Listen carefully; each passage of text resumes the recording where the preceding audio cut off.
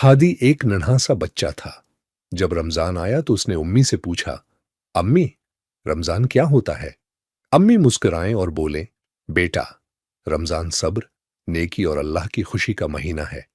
हादी ने भी रोजा रखने की कोशिश की।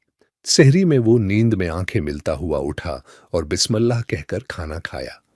दिन भर वो भूखा प्यासा रहा, मगर सब्र करता रहा और किसी से झगड़ा नहीं किया। एक दिन हादी ने देखा कि उसका एक दोस्त उदास बैठा है। हादी ने अपना खिलौना उसे दे दिया और दोस्त खुश हो गया। इफ्तार के वक्त हादी ने सबके साथ मिलकर दुआ की। इसने खजूर से रोजा खोला और अल्लाह का शुक्र अदा किया। रात को हादी ने अबू के साथ नमाज पढ़ी। इसका दिल बहुत खुश था। उम्मी ने प्यार से कहा, देखा हादी, रमजान हमें अच्छा इंसान बनना सिखाता है। हादी मुस्कुराकर बोला, उम्मी, मुझे रमजान बहुत अच्छा लगता है।